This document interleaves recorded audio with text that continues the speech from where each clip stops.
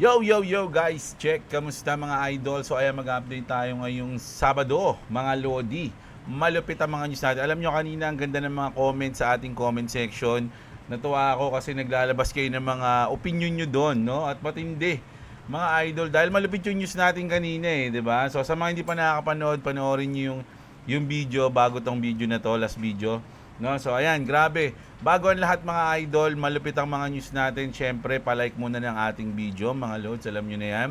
At syempre, sa mga hindi pa nakasubscribe, na gusto ng ganitong content, everyday news, balita, global, crypto, mag-subscribe na kayo sa ating channel, okay? So, punta muna tayo sa ating chart, mga lods. No, medyo nag-bounce dito, 131.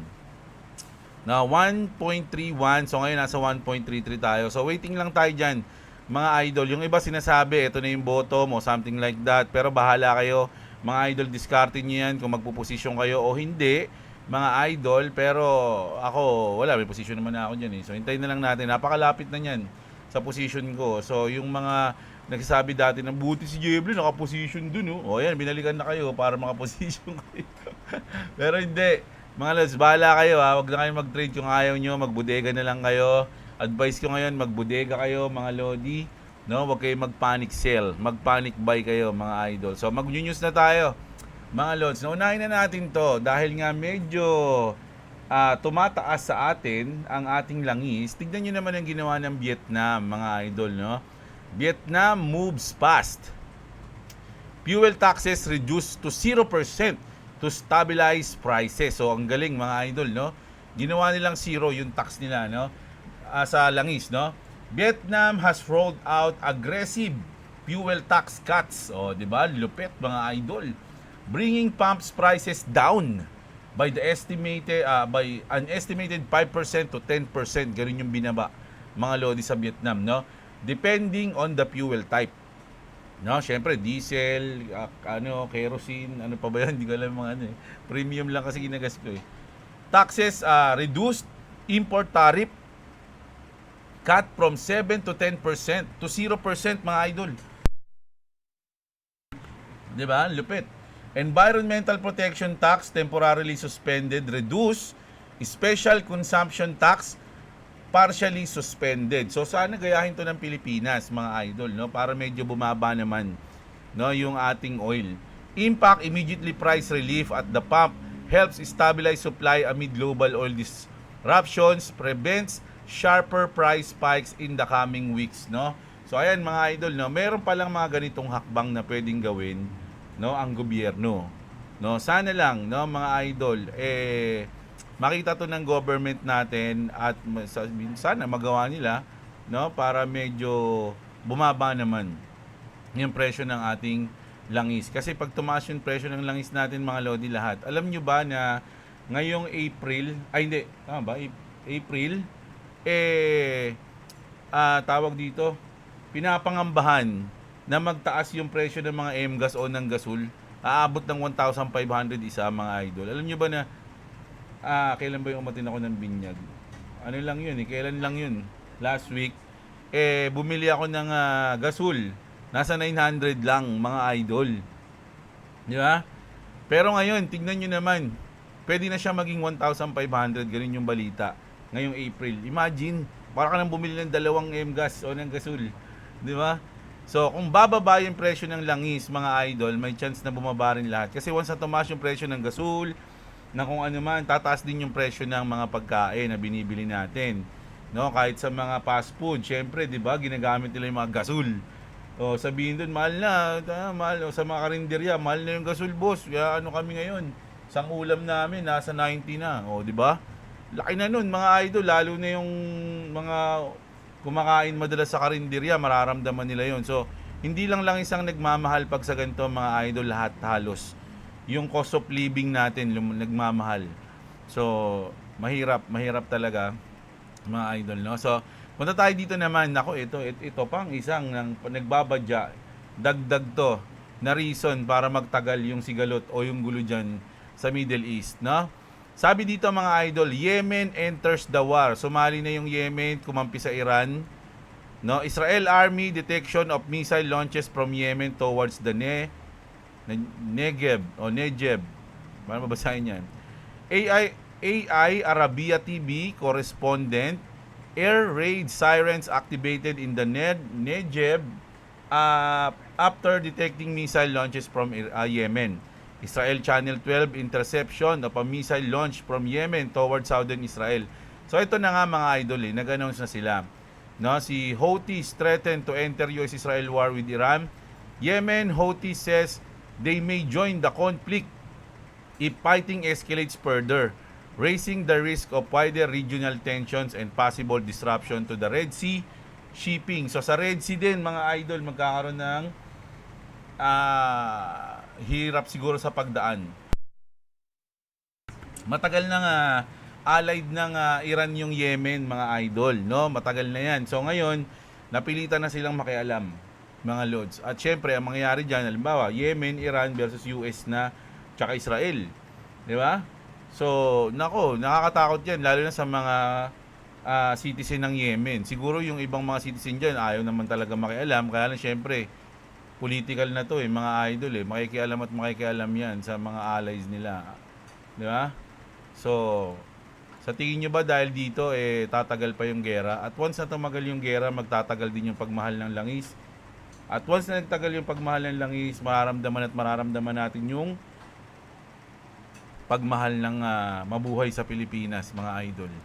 No? Ayan yan. Sabi ko nga sa inyo kailangan nating maghanda mga lods magtipid at maging matalino sa paggastos, mga idol. Lahat yan maapektuhan. Pagkain, tubig, bigas, syempre inaangkat yan, so magmamahal yung nila, service, di ko alam, di ba? So ganun mga lodi. So nakakatakot, nakakapag-alala at nakaka-drain mga lods, lalo na ng budget. Sipin nyo nagmamahal lahat, pati pagkain, lahat ng bilihin, tapos yung sahod hindi tumataas. Ano yun? Kung ngayon pa lang hirap ka na, tapos tataas pa yung lahat ng bilihin, ano nang mangyayari sa'yo? 'Di ba? Hirap na nga tayo nung walang pagtaas tapos ngayon tataas pa. Kaya nga sabi ko talaga dun sa post ko, sinabi ko na to kanina na sa ganitong panahon, wag na tayo magulat kung tataas yung krimen sa Pilipinas pag next week o next month. Mga lodi, dahil maraming tao ang pipiliting mag-survive. Mga idol, lalo na may mga pamilya na may mga bata, anak, may mga inaalaga ang may sakit. Nako, delikado yan mga idol. Sana yung gobyerno natin makagawa, maisip nila yon at makagawa sila ng paraan, mga lodi, no? At naalala nyo ba yung yung news natin noon sa BlackRock na nag-post sila ng withdrawal, mga lodi? Naging trending yun at medyo may mga nataranta dun, mga lodi. Pero ito, hindi BlackRock to pero ito yung sabi kasi dito, it just got worse.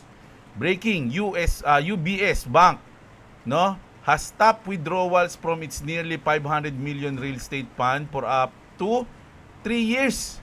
UBS Bank now joins other asset managers such as BlackRock, Ares Management, Apollo, and Blackstone. Mga lodi, sila yung mga nag-post.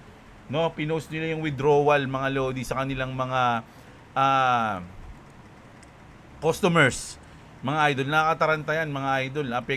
Apektado talaga yung bangko dyan. Alam nyo, sa tingin ko, dahil sa Clarity Act, natatalo na sila, mga idol Doubt pa, ito muna yung una ko. Pero ito hindi, huli ko na lang daw. Ayun na nga, natatalo na sila. So, ito mga lodi, si Brad Garlinghouse tsaka si Brian Armstrong, gusto na talaga nila maipasa yung batas. Sabi nga dito, holy shriek, crypto just went nuclear. Brad Garlinghouse is demanding the Clarity Act gets rammed through Congress right now to finally free crypto from the regulators' iron fist. No, kumbaga talagang gusto na nilang makawala at magkaroon ng batas si Brad Garlinghouse. While Brian Armstrong just dropped a truth bomb exposing how the big banks are literally trying to keep you as their financial slaves forever. Mga idol, no? So, yung bangko talaga ngayon, mga lodi, parang sila yung nabubugbog ngayon dahil nape-pressure sila dahil may batas na paparating na hindi pabor sa kanila at pabor sa crypto.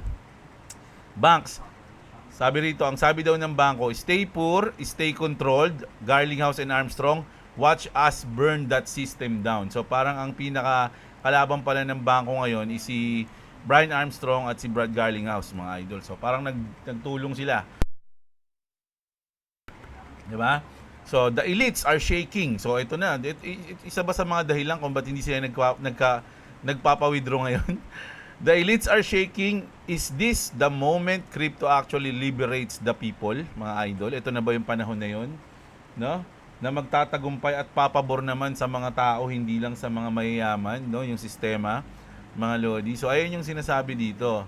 Tapos sabi nga dito ni Edo Parina, ni Edo Parina, pinost niya na si Eric Trump, sabi dito, could you believe Eric Trump warns bank are in a massive panic as they lose the digital finance race.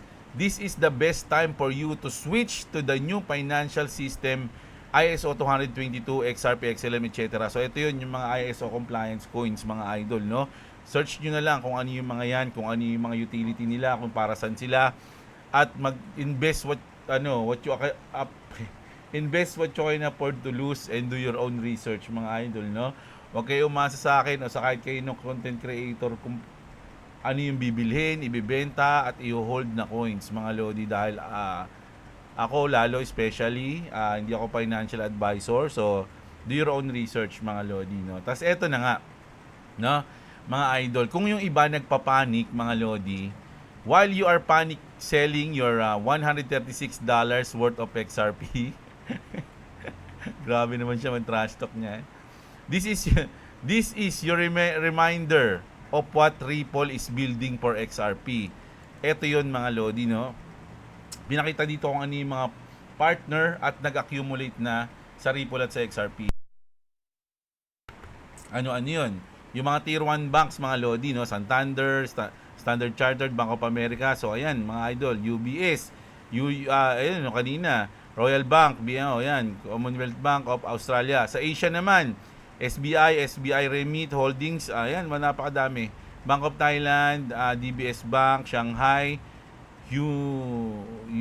Hurui Bank, ayan, Tranglo. Sa Amerika naman, American Express, si IBC, Banco Rendimento, ayan. Sa Europe naman, ayan din, Transgo, GGG, Middle East. Payment remittance din, mga lodi, na gumagamit ng Ripple, ng XRP Ledger, MoneyGram, ayan sila, Enterprise, Enterprise Infrastructure, Custody Asset Manager, BNY Mellon, o yung Bank of New York Mellon, Aviva Investor, Core Network Tech, Ripple, XRP Ledger, mga idol, no? So ayun yung sinabi niya rito na kung kayo nagpa-panic selling, yung iba talaga nagpa-panic buying. At kung gusto nyong sumunod sa money o kung gusto nyong sundan, no, kung nasa ng pera, dapat nire-research nyo kung sino yung mga bumibili, yung mga nakikipag-partner. Hindi yung nakikinig kayo na, bear market na ngayon. So kayong bahala, mga idol, no? Ako, nagbabalita lang naman tayo, okay? So eto na nga yun, nakita natin na news ngayon. Trump just called an emergency meeting today at 6:30 p.m. Eastern Time. The president never speaks on weekend unless something really bad is happening. Malamang kasama to dun sa dahil nakialam yung Yemen. Hindi natin alam, no? This doesn't look good for the market. So, inaasahan pa nila siguro na merong pag-drop ngayong araw, mga idol, no? So, kayong bahala dyan, mga lodi. So, gusto ko na kasing basahin yung mga comment nyo, mga idol, at verify.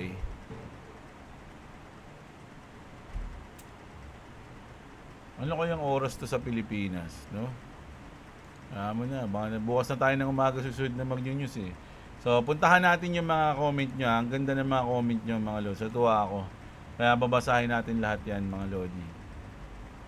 Medyo maaga pa ngayon, mga idol, alas 5 pa lang kasi may susunduin ako mamaya, kikidnapin ako mamaya, nararamdaman ko. Sabado kasi ngayon. So, ayan. Si Dimebag Darrell, ayan Boss Jeb, worth it ba magbodega sa ngayon? Kasi nga, depreciated ang peso laban sa dollar. Pero, mababa naman ang presyo ng XRP na buy low, sell high. Idol, kung ikaw, ako tatanungin mo, kung may pambodega ako, nagbobodega ako, mga idol eh. Na, Ayun yung akin ngayon. Pero kung ikaw, ano sa tingin mo? Ayoko kasi magsabi na, bodega ngayon. Tapos biglang bumaba ng bumaba. Nagalit ka pa sa akin. Diba? Si Albert, di ko nakita. Para lang sa mga mayayaman lang yung batas na yan, idol. Hindi patas. Kawawa mga Pinoy na mahirap, sabi ni Albert. Si Ferdinand Sir, shoutout sa iyo. Sabi naman ni Top Tier Jokes, mga Lodi, yung haba ng comment niya. Hindi ganun yung sinasabi mo, Boss Jeb. Dapat yung malalaking negosyante natin, nagsasacrifice din sila, nagpupuhunan din sila sa malalaking price ng oil. Imposible kasi na wala sila pang puhunan sa mataas na presyo ng oil ngayon. Gawa ng dekada na sila kumikita dyan sa business. Kailangan mo mamuhunan at ganid yung ginagawa nila na magtaas agad ng presyo, hindi pa ubos yung lumang stock. Saka sila magtaas ng presyo kung nakuha na nila yung nabili nila bagong price ng oil sa mataas na presyo. Gaya ng sinabi mo, bibilhin ng tao yan. Kasi wala naman sila magagawa kasi kailangan nila yan. Hindi dapat ang mayayamang Pilipino ang nagsasacrifice dyan. May crisis na nga, sinasamantalahin pa nila. Hindi ko masyado naintindihan yun. Hindi dapat ang mayayamang Pilipino ang nagsasacrifice. Sasamantahin pa nila. Sa panahon ni FPRR, sila nagbasa niyan, hindi ako babasahin ko lang Sa panahon ni FPRDD, ba't gano'n? FPRDD, di ba? Nung tumaas ang presyo, naglabas agad ng 3 batas para walang manlamang at naghanap agad ng solusyon para makakuha ng ibang source. Ngayon, ayuda lang ang solusyon. Diyos me, gobyerno ngayon, napakahina mag-isip, weak president. Sabi ni Top Tier Joke. Ayan mga Lodi Kaya yan kung magaling yung leader. Tama ka doon mga Lods, no? Si Funny and Cute Videos. Kung di sana binenta ng gobyerno noon, panahon ni Aquino, ang Petron noon sa government, ni Aquino ang Petron noon sa government man ang Petron. Pero nung nakaupo si Aquino, bininta. Ayan na nga. So ibig sabihin, binenta kay Ramon Ang, no, yung Petron. Dati sa gobyerno daw yun, sabi ni Idol. Si Cardo Dalisay, no? Ayan. Boss Jeblo, yun pa kasi pera-pera nasa utak ng mga politiko natin. Imbis dapat may kontrol ang gobyerno, binenta pa. Mga utilities ngayon, saan tayo? Chaos ang aabutin natin next month, malamang. Kaya kailangan handa tayo next month. Mga Lodi, pinag-iisipan ko na nga kung anong coins ang hugutin ko. Nalulungkot ako mga idol. Matagal pa yung sahod ko Matagal pa Ayan, Red Pamas, hold lang Boss Jeb, gawa na lang ibang paraan pag wala talaga at need na talaga, tsaka na lang magbawas, sabi ni Red Pamas. Clabbies, mga Lodi, grabe lap trip din sa video na yun. Yung si Trump, no? Bakit kasi pinabayaan ng gobyerno na yung mga kumpanya ng langis yung magdikta ng pagtaas ng presyo ng langis? Dapat gawa nila ng bagong batas na pwedeng diktahan ng gobyerno yung presyo ng langis dito sa bansa. Nasa batas na kasi yun, Idol. No? Si Chubby Zoe, madali lang talaga magsalita pero hindi mo kasi alam kung gaano kakurap ang nasa gobyerno. Grabe yan. Sa politika, hindi mo alam kung sino talaga kakampi mo o kalaban. Ang pinakamabuti talaga ay expose kung sino ang kurap, kakampi man o kalaban, at ang mga Pinoy na ang magdidesisyon sa susunod na eleksyon kung sino talaga ang dapat na iluklok sa gobyerno. Pero alam nyo mga Lodi, yung tama naman to si Chubby Zoe. Walang problema dyan mga idol. Kaya lang, alam nyo ginagawa ng mga politiko, no? Ang gagawin nila, ayuda. Alam nyo ba, meron ako nabalitaan, na yung subsidy ngayon, na binibigay sa mga driver na ayuda ngayon, alam nyo ba, tinatanong pa nila kung saan yung, kung ano yung present number nila sa botohan. Ganun kalala mga idol. Ibig sabihin mga Lodi, ginagamit yung ayuda, no? Para makakurap sila, tapos parang vote buying in a different way. Ganun yung mangyayari. Kaya nga patok yung ayuda sa mga politiko kasi dahil diyan, parang sinusumbat pa nila, pag di nyo kami hindi kayo makakuha ng ayuda. Samantalang yung ayuda na yan, yung pera na yan, galing yan sa taong bayan. Pera ng taong bayan yan, hindi nila pera yan. Kaya kung bibigyan man kayo ng ayuda, syempre magpasalamat pa rin kayo. Pero ang pinaka point doon, hindi sa kanila yun. Galing yun sa taong bayan. Dapat nga daw, hindi kayo nagpapasalamat doon eh. Di ba? Pero dahil mabait yung mga Pinoy, syempre, magpasalamat pa rin kayo. Kaya lang, dapat, hindi yun yung parang naging utang na loob mo sa kanila na binigyan ka ng ayuda. Eh, pera mo naman yun. Di ba? So, ginagamit nila yung ayuda technique na yan, mga Lodi. Pinagbabawal na technique yan eh. Diba? Dahil doon, yung utak ng Pilipino, mga Lodi, parang namamind na sila eh. Ang tawag doon, mind conditioning na, oy, ito yung nagbibigay sa atin ng ayuda, si mayor o si governor o si ganito, si ganyan. 'Di ba? Yan yung nagbigay ng ayuda, tapos di niyo iboboto, pinakibangan niyo yung pera. O susumbatan pa kayo ng ganun, kahit pera niyo naman yun. 'Di ba? Ganun yung nangyayari sa atin ngayon. Idol, noong 1973, oil crisis, 1997, financial crisis dito sa atin. Ngayon, 2026, pag tumagal ang war sa Middle East, talagang maghihirap tayo, mga Pilipino, kasi pati food, maapektuhan, plus oil, pinaka-worst to. Kaya dapat maghanda at magtipid, mga Lodi. Tama ka dyan, Mr. Ads. Si JDB 5771, ang solusyon, lumayas na si Bang... Wala na siyang capability bilang leader. Kaya lang, ayun nga, sabihin ko na naman ulit, no? Deserve nyo kung sino yung binoto nyo. Ganun yan, mga idol, no? So, hindi ko sinasabing kayo, hindi ko alam kung binoto niya. Hindi ko kasi binoto yan eh, mga Lodi. Iba yung binoto ko eh. So, kaya kung masama yung loob ko rin, mga Lods, no? So, pero wala tayong magagawa, dyan yun eh. Hinaan nyo na magtiis. Si Pete Pelesardo, ayan, shoutout sa'yo. Phil Habis, matira matibay, Boss Diablo. Di natin alam kung kailan matatapos ang mga kaguluhan, kaya kapit lang mga kababayan. Shoutout po sa lahat. Salamat po sa update pala. Si Phil Habis, shoutout dyan, always idol, shoutout sa'yo. Si Danny Tan, sino nagsabi na pro-crypto si Trump? Ginamit lang niya crypto para manalo sa eleksyon. Isa pa yan, mga Lodi, no? Tama ka dyan, may punto ka dyan na idol, no? Dahil lahat ng community kailangan mong kunin eh. So isa yung crypto community, 'di ba? Sa mga napili ni Trump na kampihan o utuin para iboto siya, no? Sabi dito ni Uten, si Uton, no? Si Uten 10, sabi niya rito, nice. Tama yung paliwanag mo sa presyuhan ng petrolyo. Same din kapag nabili mo ng 150 yung petrolyo ngayong araw, tapos biglang bumagsak ng 100. Bilang negosyante, wala ka din choice kundi ibaba sa 100 yung presyo mo kahit nabili mo siya ng 150 yung stock mo. Ganyan ang presyohan ng petrolyo sa atin sa Pilipinas kasi wala tayong sariling namiminang petrolyo. 99% ng petrol natin is imported, no? Sabi ni Uten 10.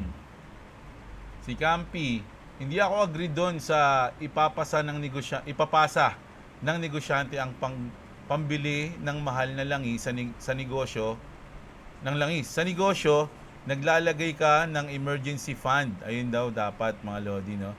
Sa farm ko, nga, meron akong 1-year buffer na in case magmahal ang abono, bumaba ang bentahan or nagkasakit ang pananim o hayop. Kung naisip ko yan, sigurado ako naisip ng mga businessman yan. So, dun nila dapat kinukuha ang pambili ng mahal na langis. Hindi tama yung excuse na asa na ako kukuha ng pambili. No, ayun. So, hindi natin alam eh, mga Lodi. Kaya malay nyo, ganun yung ginagawa nila. Pwede tayong magreklamo, pwede tayong mag-comment, no? Pero syempre, hindi natin alam kung gagawin nila yun, di ba? Share ko lang, kung kailan ka nagtitiis, lalo kang tutuksuhin, kaya kapit lang. Matira matibay talaga, sabi dito ni Share ko lang. Idol, late na, may ulit ang pagpasa ng Clarity Act na i-comment ni Crypto Sensei kaninang madaling araw. Sabi ni Gian Man, no? Ayun na nga eh, sabi nga dito nila Brad Garlinghouse, dapat talaga may pasa na yan, mga Lodi. No? Alam nyo, isa yan sa mga yung pagbiglang pinasayan ngayong taon. Tayo na. Magugulat din tayo. Sorry. Super volatile ang market ngayon, idol, no? Tama ka dyan. Si Am Francisco, lumipad na.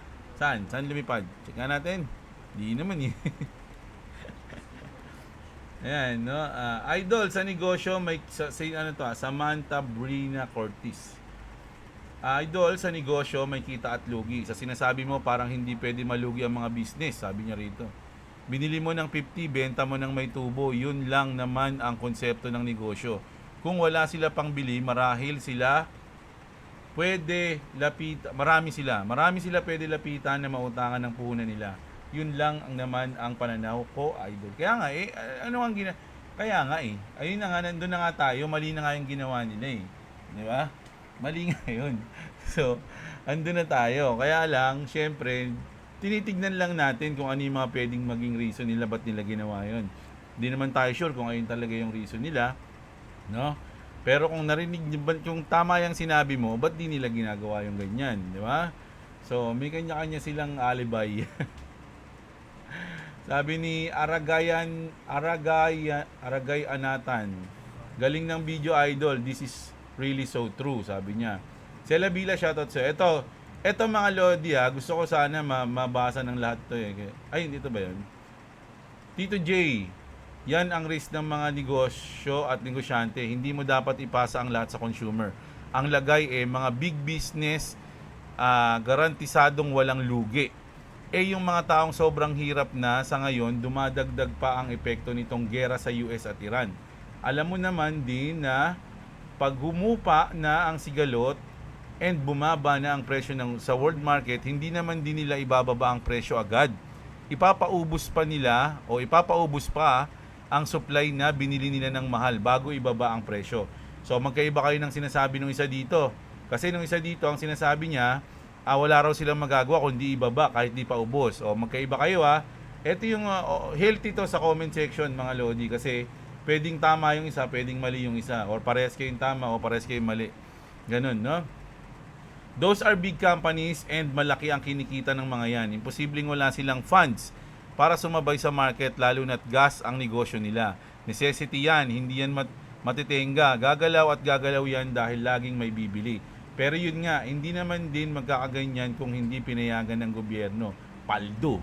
Ayun, sabi mga idol kasalanan niyan ni BBM May mga emergency funds naman tayo. Gaya nga yung nilabas nila na almost 22 billion pesos para sa emergency energy security program. Pero 2.5 billion lang binigay. Tapos, yung natirang 18 billion sa DPWH, alam na. Hindi ko alam yung mga ganyan yung mga kung saan nilalagay yung mga pera. I don't know na yan, mga Lodi, no? Pero ang lupit kung ganyan yung nangyayari. Lods, dito sa amin, malapit sa Sabah, Malaysia, at doon kami kumukuha ng krudo at gasolina. Di naman masyado tumaas ang presyo nila. Pero pagdating sa amin, nagmahal na halos triple ang presyo. Mga Pinoy talaga, nag-aagawan ang mga tao kasi konti na lang supply, not like nakaraan, sabi niya. Si Eskender, si CryptoCoast TV, naging payaso na si McDonald J. Trump sa mga interview, pati mga kalaban niya sa gera, pinapagtawanan na siya. Malayong malayo talaga si Boy Ngiwi, ay grabe kayo, kay Tatay D. Pag manpower sa negosyo na pinag-uusapan, hindi kasi nakakatikim ng mga masarap na salita gaya ng mga, mura, wag nyo subukan. Itaas ang presyo ng langis, may sira buhay nyo. Pero siguro, hindi ko alam na. Pero siguro kung hula ko lang to baka sabihin niya naman kung ano na ibintang nyo. Baka kung si Digong yung presidente, no? Ayun yung sasabihin niya, no? Tangina niyo, wag niyo tataas yung presyo, Gumpugin ko kayo. Kukunin ko yung mga company nyo. Sige, kinginan nyo, business lang nila iniisip nila. Sabi dito ni Jiro Mochizuki. Suga pa lang talaga mga oil companies. Oo, naroon na tayo sa may pambili sila sa susunod na shipment ng oil. Pero ano yung nung first week ng gera na nagtaas ng oil stock naman yun Hindi naman agad yun yung mahal na nabili. Sinasamantala talaga ng mga oil companies. Isa pa, yung kung paano yun pagbaba na sa world market, ibababa nila agad kahit mahal pa ang bili nila. So, ayun na nga hindi natin alam mga lods. Mamaya masasagot na, hintayin ko yung si Skylab ito, malapit na. Joseph Berdin, shoutout sa'yo. Lods Corporation ang mga petro company. May mga shareholders na dapat mamuhunan. Hindi dapat ipasa sa customer ang gastos para sa kapital. O ayan, sabi ni ALB Pro, engineer. O kung totoo yun, dapat hindi pa sila nagtataas, di ba? Si Edwin Mangaba, shoutout sa'yo. Si Books, goods lang, loads ang chart dahil every dip is opportunity kahit piso-piso lang. Tama dyan si Idol. Pengkalag, nakaka-imbier na ang kalagayan natin ngayon. Puro bad news na lang. Tama ka dyan. Alvin Beneventura, paano Idol kung meron stock na gas for 50 days na ang price ay 50 pesos? Tapos, dahil sa gera, binenta agad ng 120. Tapos, in 25 days, bumalik sa normal yung price dahil natigil yung gera. Hindi ba tayo lugi doon na may stock for 50 days na binenta ng mahal, pero after 25 days bumalik? Ganun kasi ka-volatile yan, mga idol. Kaya, eto na, babasahin na natin yung ni Skylab, yung comment niya. Kasi si Skylab, nagtrabaho siya dati sa mga ganyan, no? Boss Jeb, ayun na, no? Kahit gustuhin nila magbaba ng price, o ayan na, makinig kayo lahat, mga idol. Hindi nila pwedeng gawin yon by their own will. May standard silang sinusunod sa oil pricing. Kasama yon sa MOA o Memorandum of Agreement. Kapag nag-franchise ka ng gasoline station, kasama yun sa Memorandum of Agreement kapag nag-franchise ka ng gasoline station. Sad part yan na need lang talaga sumunod ng mga retailer sa price na idadrop ng distributor. Okay? Same din yan dito sa retail namin ng mga gamot. Sa pharmacy daw. May sinusunod kaming MDRP o yung Maximum Drug Retail Price, regulated ng DOH, para hindi kami tumaas or bumaba sa market price. Masakit man sa part namin, wala kaming choice na ibaba ng todo yung price dahil cover kami ng MDRP. At pwede kaming kasuhan kapag may nag-report na masyadong mababa o mataas ang price namin sa retail o sa value market. So meron silang sinusunod na price, no? O yung sa memorandum of agreement na presyo. Kung ano yung ibibigay ng distributor, doon sila babase. Parang ganun, no? Ayun yung pag sinabing bumaba, di sasabihan pa rin sila kung ano yung price na dapat nilang ilagay. Hindi rin pala sila yung masusunod. Di ba? Parang ganun, ha? Ayun yung pagkakaintindi ko dito kay Skylab, ha? Oy, Skylab, ano mo nga, bibili ako sa iyo ng ano? Saan ka ba? Saan ka ba na sa pharmacy mo, idol? Sa ano ba yung pharmacy mo? No? Anong pangalan? Anong pangalan ng pharmacy mo? May kukonsulta ako sa iyo. May kukonsulta ako sa iyo. Kinukulit ako ng aking malupit na kaibigan eh. Mga idol eh, no? So ayan. Reply mo ako Skylab . O ayan, nalaman niyo na mga lods si Nochi, shoutout sa iyo. Si Lucky Trader, sir, paano kita i-PM? Naku, bakit? Nakakabahan ako sa iyo Bakit, idol? Hindi kasi ako nakikipag-collab, mga lodi. Alam niyo ba ng panahon ng Axie, maraming nagpi-PM sa akin para makipag-collab, ma-inlove, makipag-collab, ganun. Pero sabi ko, mahihayin ako sa personal, no? So, ano yun? Bakit ba? Tanong lang muna, no? Ano bang natin? Kikita ba tayo dyan, idol? King Shangsheng, shoutout sa iyo. Si Engineer Lloyd Cortez, puro long na. Puro long pa naman. Din trade ko. Ayun, puro talo. Oh my goodness. Si Coron ako, ayan, kakayanin pa. No choice. Ayan, sabi ni idol. Si Disley at si Santos Jandel ang ating champion, mga idol, no? So ayun yung news natin ngayong araw. Nagkaroon tayo ng updates, no, sa mga balita. And sana na-enjoy nyo kahit medyo maiksi, no? At nag-enjoy ako dahil marami nag-comment sa atin. So dito sa video na to, mga idol, comment kayo kung ano yung mga pwede nyo o gusto nyo sabihin dito sa video natin, mga idol, no? So thank you sa mga nagko-comment, sa mga nagla-like ng video. Saludo sa inyo, sa mga nagsusubscribe sa akin. Saludo sa inyo, mga idol. Sa mga wala pang crypto exchange dyan, check nyo yung link nyo sa baba ng description natin, okay?